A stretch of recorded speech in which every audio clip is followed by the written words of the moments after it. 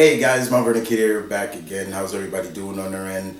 Hope everybody is well, as always. Back again, and we are here because we are delivering something for my Uber Pack members. Uber Pack members are people who request things on the Patreon.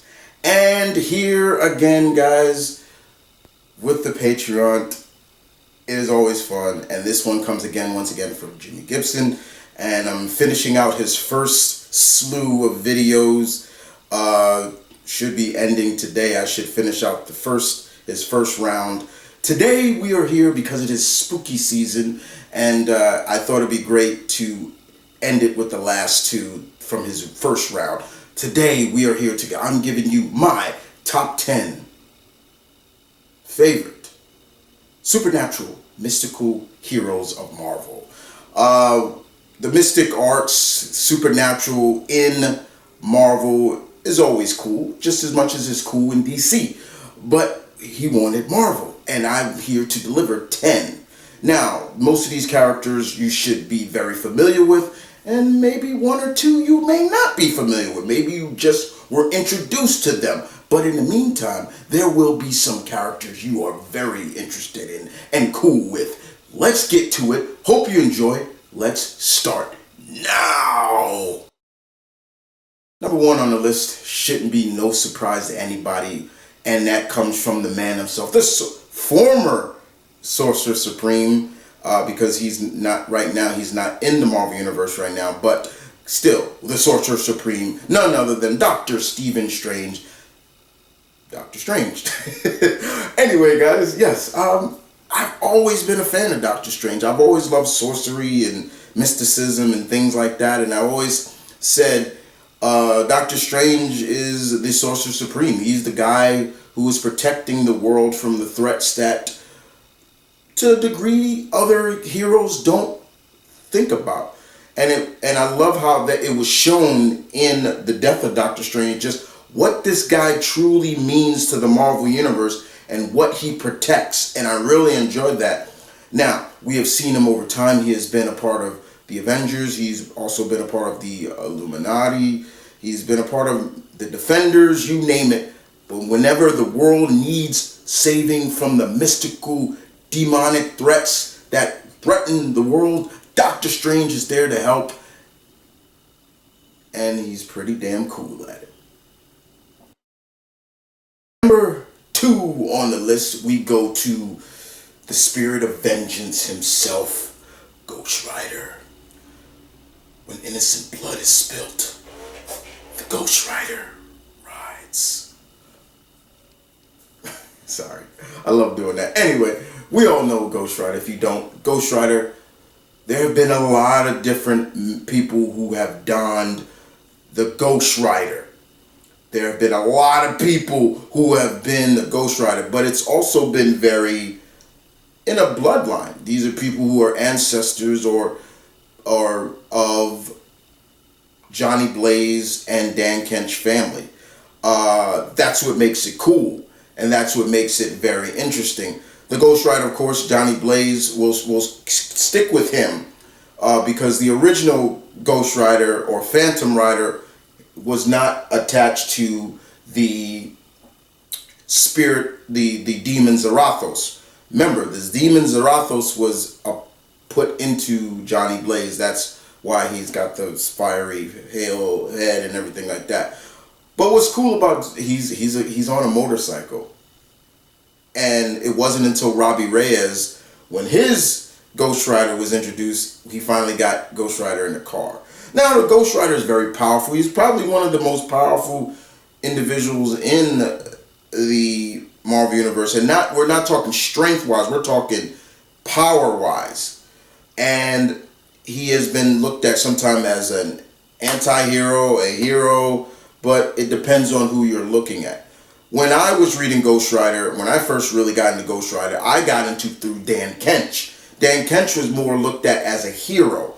And I remember there was this Blaze character, and I'm like, who is this guy chasing Danny? What is wrong with this guy? Then I realized that was the previous Ghost Rider, Johnny Blaze. And then I started reading his series, And then I was like, okay, now I'm interested. And then later on, Marvel started introducing more Ghost Riders, not just male, but female, things like that, from all different walks of life, everything.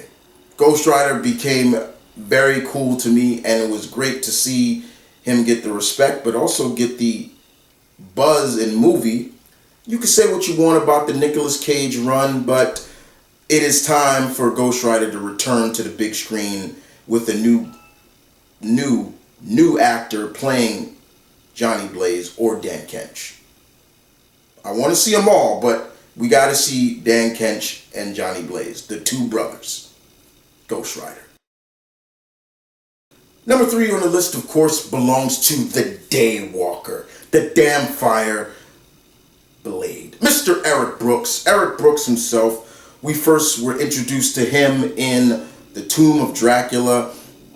And at that time, Blade looked very different than what he looks now, where he's got the sleek black look. He looks a little bit more like Shaft just with swords. That's pretty much why I look at him. But he looked like he was a spokesperson for some soda company and back in the day. But Blade tells his story. Blade was born in England. His mother worked in a brothel, and his mother was bitten by a vampire by the name of Deacon Frost. They really put an emphasis on Deacon Frost because he was the one vampire that had 2 fangs on his upper mantle and then his lower. So he had 2 fangs. And what they decided is when his mother was bitten, the enzymes of the curse of the vampire went into his bloodstream, and hence wise he is what he is. Now he is known as the Daywalker because daylight doesn't hurt him, but he has all the strengths and power of the vampire and not much of their weaknesses.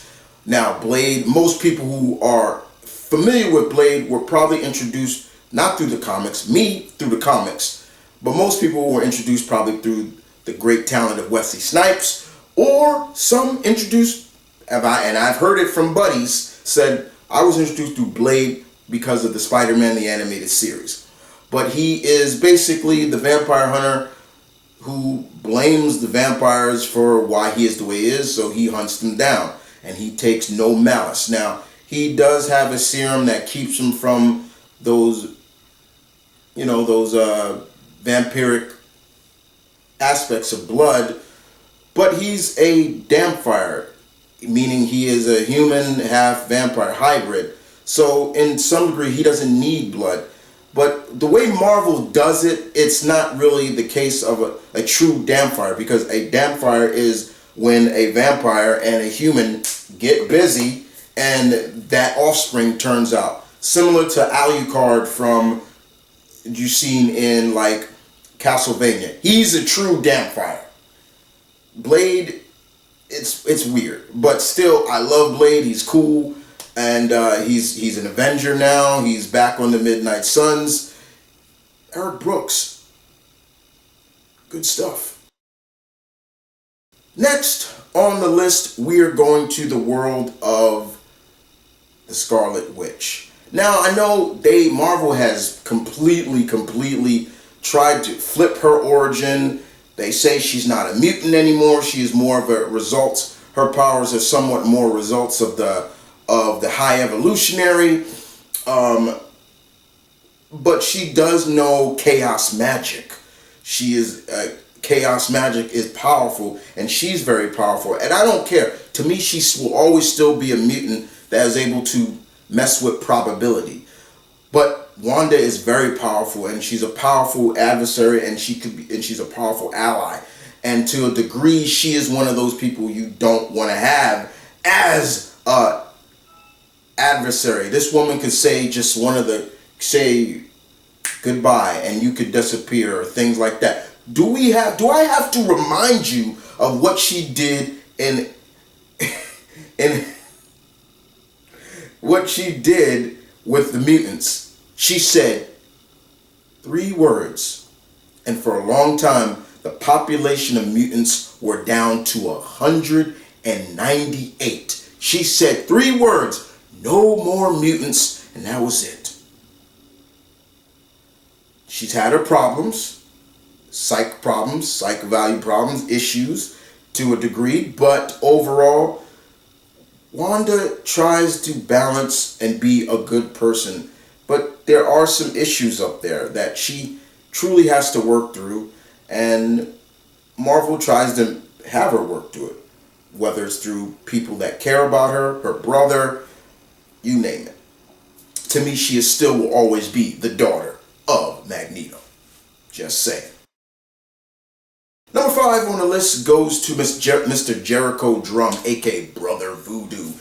Brother Voodoo is into lycanthropy, voodoo, or I'm forgetting how you pronounce the practice of voodoo. There's a different name for it, but the name speaks for itself. Brother Voodoo is probably one of the first Haitian characters in Marvel, and there were 2 brothers, the Drum brothers. One died. The current one that we have now is Jericho, the younger brother. We have not seen Brother Voodoo in the MCU. We have seen somebody in his because in Doctor Strange there was a member of the Order that was Brother Drum, but Brother Voodoo is very powerful indeed. This man can tap into the souls and talk to spirits and even use their strength as one. Hell, he can talk to the spirit of his brother, and their power combined matches. He was once even the Sorcerer Supreme for a short time before he was killed and brought, and things happen. And of course, nobody stays dead for long. Right now, he is a part of the Strange Academy. He's been a part of the Savage Avengers.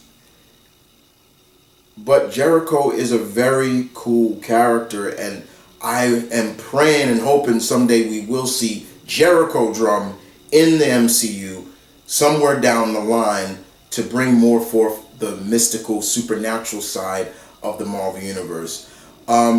He's kind of a loner. He kind of keeps to himself. But one thing I really enjoyed, I wish Marvel continued, was he and Scarlet Witch were in a relationship for a while. They were, and I was loving that. I was like, okay, this is really cool. But it didn't last too long. But yeah, I love Brother Voodoo indeed. Jericho Drum, people.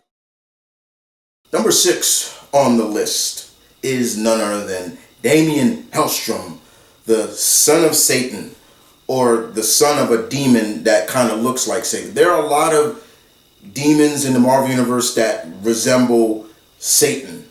Mephisto, there is one of them. There's another one. His father, Damien's father, is another demon that looks like him. Now, Damien and his sister Satana, who is considered a succubus, they're half demons, but he does not like to be associated with his father. He rather use his powers sometimes for good, to defend the world against his father. He carries this badass Wiccan staff. He's got this badass emblem on his chest. Marvel tried to bring him to the big screen or the small screen on the Hulu series. I wasn't feeling it. It came off too much like Supernatural, which I wish it didn't. And hopefully we see Damien again someday, but more of a better rendition of him.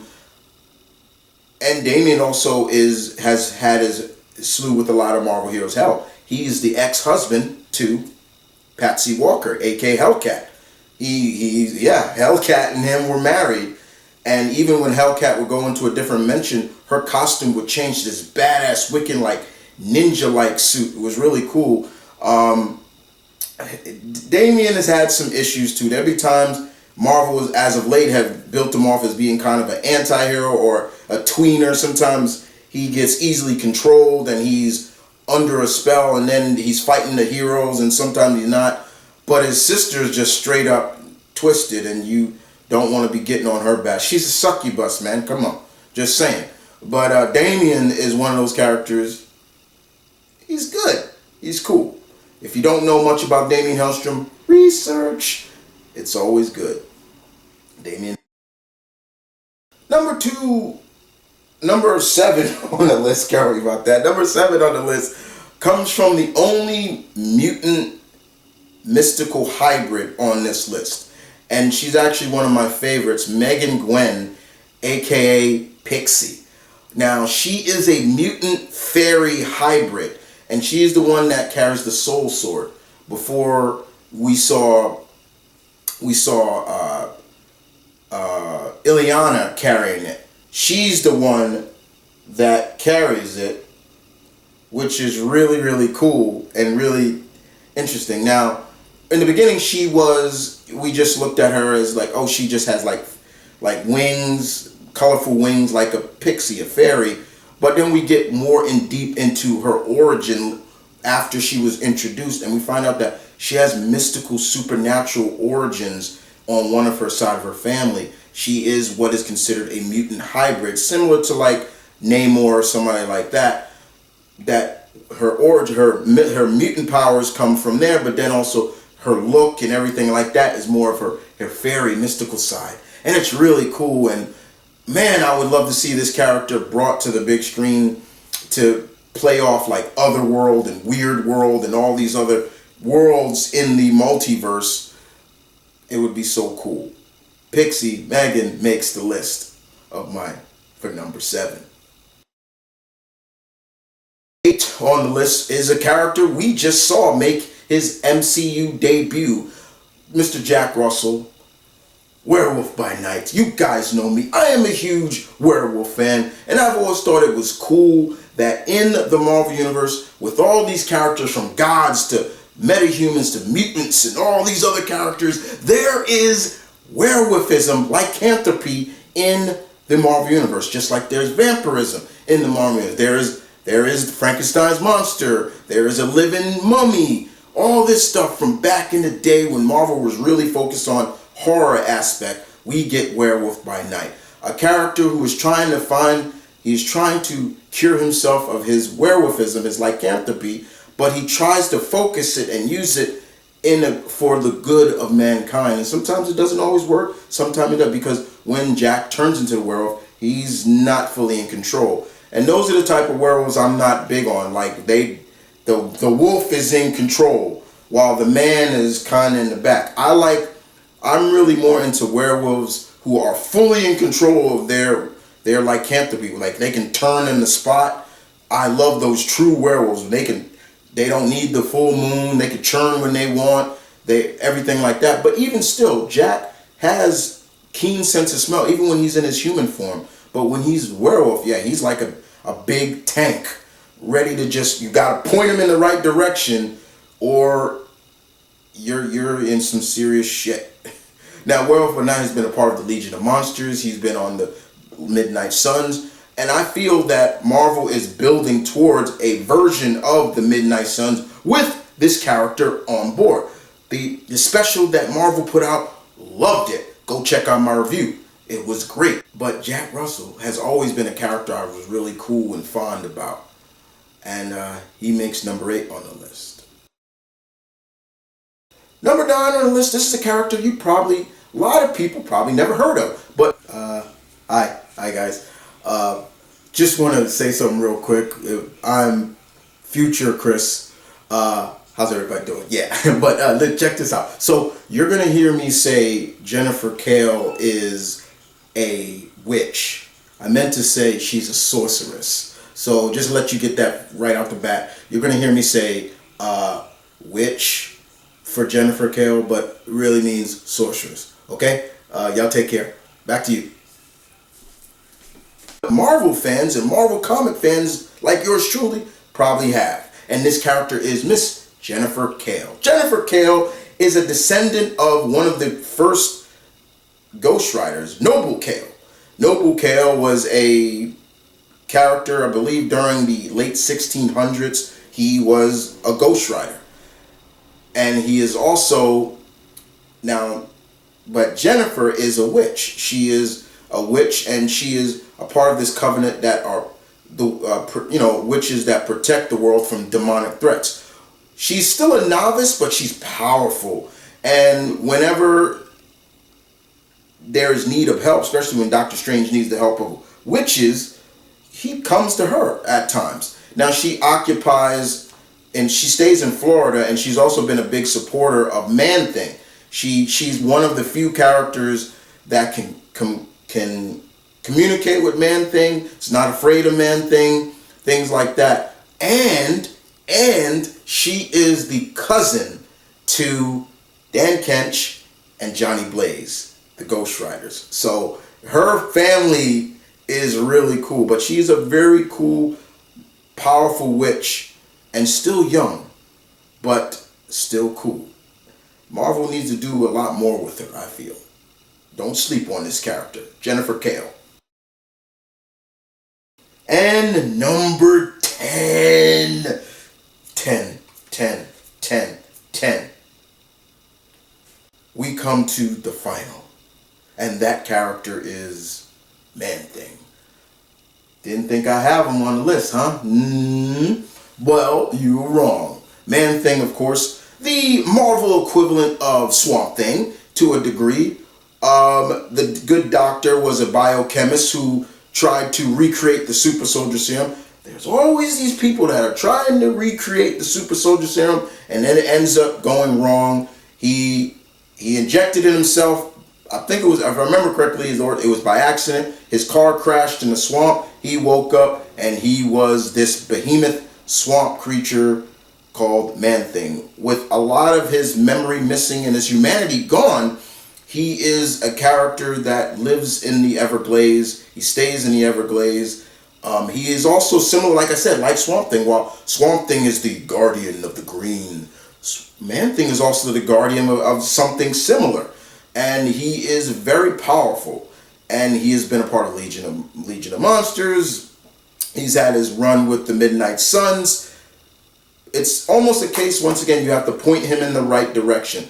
But one thing that we saw, if you watched the Werewolf by Night series special, when he grabs you, you burn up. That was true. He can sense fear, and he doesn't like it. And if he senses that, and he touches you, and you fear of him, you will burn. You will literally burn. But Man-Thing is a very underrated character, but he's a character whenever he comes up into comics or anything like that, I love it. I don't think I need I've always said this, not every character needs a comic or an ongoing series, but the fact is, Man-Thing is a character that plays a big factor in protection. Like I said, he is the Marvel equivalent of Swamp Thing. And he's very powerful, and he's very, very kind of scary at times. I mean, could you imagine you're in the Everglades, with some guy, and all of a sudden this hulking behemoth comes out, and you gonna jump? Ain't no I'll jump, but okay, what? But there is a human in there, and sometimes it's hard to dictate the difference between the man and the monster, quote unquote. But Man-Thing makes my number 10 on the list. Yeah. Now, guys, hope you guys enjoyed that. I hope you guys, most of the characters on this list, people probably know. Some of them they didn't. That's what I always try to do with my list. I always try to introduce people to characters they may have never heard of. But a lot of these characters are very familiar. When it's in the supernatural, mystical side of Marvel, there are a whole slew of characters, good and bad, that are great. I love them. Now, some of the people probably are thinking, how come Dr. Drum wasn't on the list? I never really was too much of a fan of Dr. Drum, and it depends on the character. How come Ileana Rasputin wasn't on the list? I like Ileana. She's not in my top 10, but if I was doing a top 20 or so, yeah, she would be there. She's another mutant that also has ties to Limbo. So, yeah. But outside of that, guys, yeah, there are some great mystical characters. And I know if I hear people say, dude, how come Moon Knight wasn't on the list? Again, Moon Knight, I don't necessarily categorize him as mystical or supernatural. I really don't. I've never really classified him as that. Sorry, but I do love Moon Knight. Don't get me wrong. He's one of my top 10 favorite Marvel characters, but when it comes to supernatural, I don't really classify him as that. Now, I hope you guys enjoyed this list. Jimmy, thank you again for the request. I'm finishing out your first run, and then we start getting into your second round of slew of videos. But this is the spooky season, and I'm trying to keep a theme going, spooky season. And the next one from Jimmy, it will be the last of his first round, and that is something that I am very much into, cryptic zoology. And you're going to see some of my top 10 favorite cryptics ever. Y'all take care. Deuces.